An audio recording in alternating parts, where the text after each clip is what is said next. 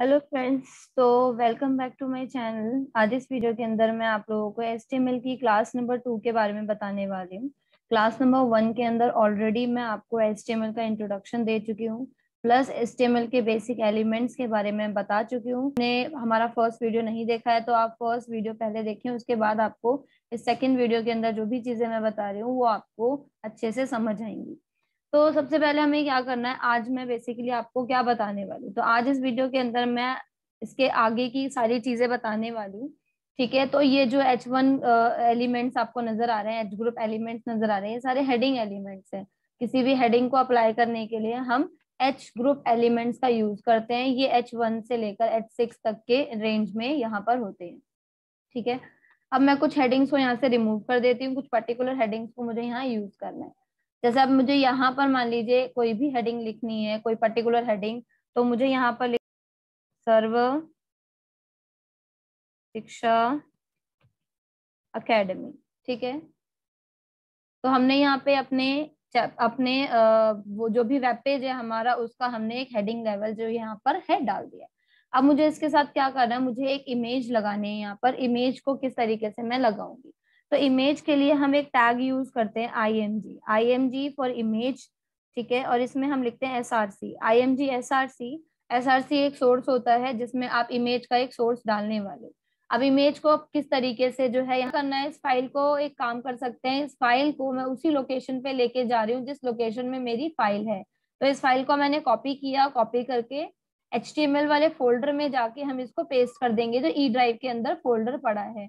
तो मैंने इसको यहाँ पे जाके पेस्ट कर दिया। तो आप देख पा रहे हैं कि ये फाइल यहाँ पर आ चुकी है। अब आप इस फाइल पे F2 करेंगे और इस फाइल का जो है डेट, इस फाइल के नाम को कॉपी करेंगे। तो मैंने इस फाइल के नाम को कॉपी कर लिया और अपने नोटपैड वाली फाइल पर हम जाएंगे और उस नोटपैड वाली फाइल को के अंदर हम इस फाइल के एड्रेस को यहाँ पे जो है इसको हटाकर मैंने क्या किया, इस फाइल के नाम को यहाँ पर पेस्ट कर दिया और इसका एक्सटेंशन .png जो कि इस फाइल का एक्सटेंशन है वो भी मैंने यहाँ पर डाल दिया।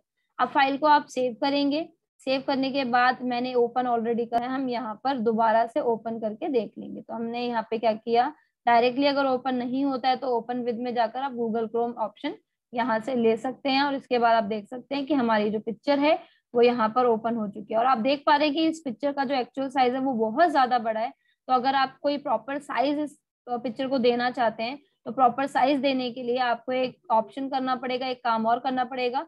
जहां आपने इमेज SRC पिक्चर लगाई है इसके अंदर आप जाके इस फाइल का हाइट और विड्थ देंगे। तो मैंने यहाँ पर इसकी हाइट दे दी, हाइट मैंने दे दी मान लीजिए 250।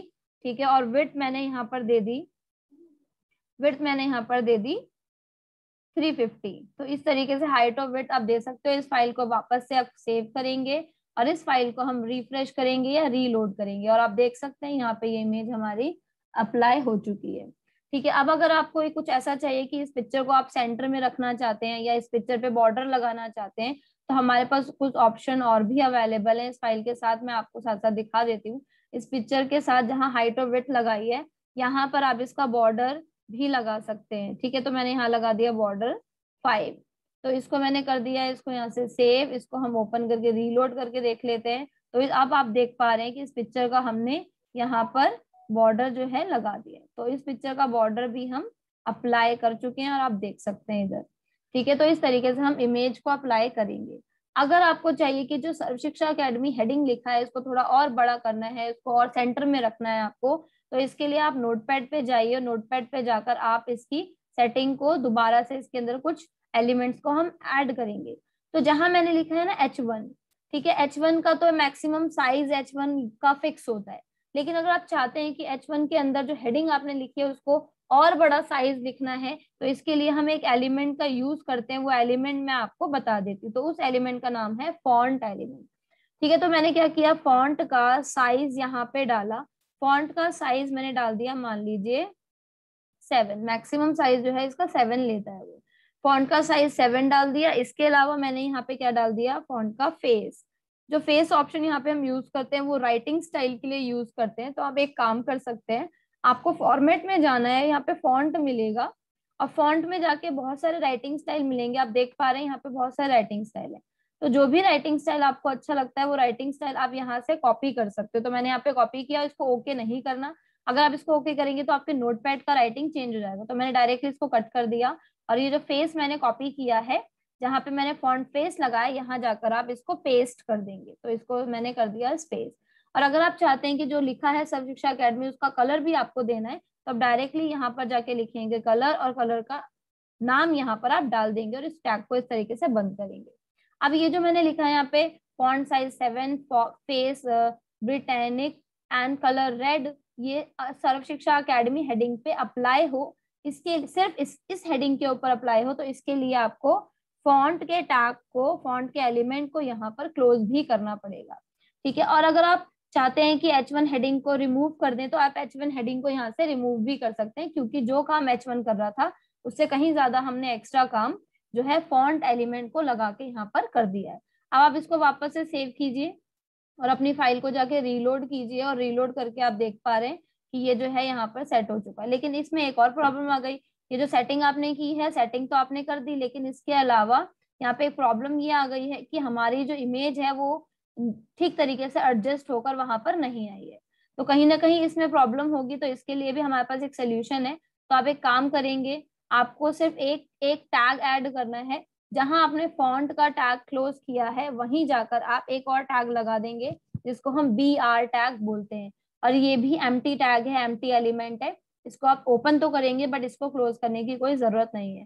और मैं आपको बता दूं कि ये टैग हम किस लिए यूज करते हैं। तो इस टैग को हम जो है BR यानी कि ब्रेक रो, यानी कि जिस जिस एंटर की को आप यूज करते हैं एक नेक्स्ट लाइन में आने के लिए, वही एंटर कमांड BR टैग के यूज से ही होता है।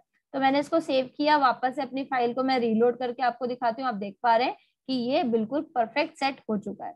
ठीक है। अब मैंने आपको कहा था कि हमें इस सर्व शिक्षा अकेडमी को सेंटर में रखना है, तो उसको आप सेंटर में कैसे रखेंगे, इसके लिए भी हमारे पास एक एलिमेंट अवेलेबल है।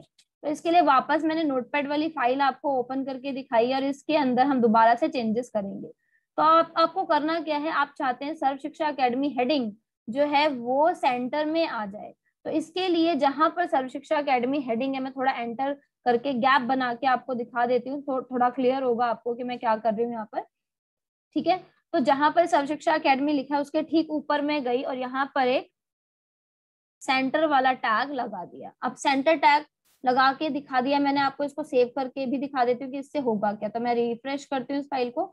आप देख पा रहे हैं सर्व शिक्षा अकेडमी हेडिंग एंड इमेज दोनों के दोनों सेंटर में आ चुके हैं। लेकिन करना क्या है, मुझे तो ये चाहिए था कि पिक्चर को ही मैं सिर्फ हेडिंग को सेंटर में लेके आऊं, इमेज को सेंटर में लेकर ना आऊं। तो इसके लिए भी हमें क्या करना है, देखिए मैंने सर्व शिक्षा अकेडमी से पहले सेंटर का टैग लगाया, लेकिन सेंटर टैग को मैंने कहीं क्लोज नहीं किया है। अगर आप चाहते हैं कि आपकी इमेज जिस पोजीशन पे थी लेफ्ट में ही रहे, लेकिन आपका जो टैग, ये जो हेडिंग है सर्व शिक्षा अकेडमी, वो आपकी सेंटर में आ जाए, तो इसके लिए सेंटर टैग को आप यहाँ पर क्लोज भी कर देंगे। तो अगर मैं सेंटर टैग को यहाँ क्लोज कर देती हूँ और वापस जाती हूँ, फाइल को रिफ्रेश करती हूँ, आप देख पा रहे हैं कि आपकी हेडिंग सर्व शिक्षा अकेडमी सेंटर में आ गई है, लेकिन आपकी इमेज उस पर्टिकुलर जगह पर ही है। तो इस तरीके से हम अपनी पर्टिकुलर किसी भी फाइल के अंदर, किसी भी वेब पेज के अंदर ये परफेक्ट एडिटिंग जो है आप कर सकते हैं। ठीक है। तो मेरी कोशिश है कि आपको कुछ कुछ एलिमेंट्स जो है, बेसिक एलिमेंट्स ही आपको सिखाते हुए चलूं। तो इस क्लास नंबर 2 HTML की क्लास के अंदर मैं सिर्फ कुछ ही एलिमेंट्स आपको बताऊंगी कि जिससे कि आप इन एलिमेंट्स का प्रैक्टिस कर सकें और आपको धीरे धीरे करके ही सही इस लैंग्वेज में एक कमांड बना पाए। ठीक है। होप कि आपको ये चीजें समझ आई हो। और अगर आप इस HTML लैंग्वेज को परफेक्टली सीखना चाहते हैं तो हमारी हर वीडियो को आपको देखना पड़ेगा सीक्वेंस वाइज, पार्ट 1 पार्ट 2, जितनी भी वीडियोस मैं आपको डालूंगी वो आपको रेगुलर बेसिस पे देखनी है और प्लस इसकी प्रैक्टिस भी करनी है। तो इस तरीके से आप एक HTML लैंग्वेज को परफेक्टली सीख सकते हैं। होप कि अगर आपको ये वीडियो अच्छा लगा हो तो इस वीडियो को लाइक करें, कमेंट करके हमें जरूर बताएं एंड हमारे चैनल सर्व शिक्षा अकेडमी को प्लीज सब्सक्राइब जरूर करें, क्योंकि इसी से हमें और भी न्यू वीडियोस बनाने के लिए थोड़ा सा होप मिलेगा कि अगर आप लोगों को वीडियो अच्छी लगती है तो हम कोशिश करेंगे कि और भी वीडियोस अच्छी अच्छी आप लोगों के लिए लेकर आए।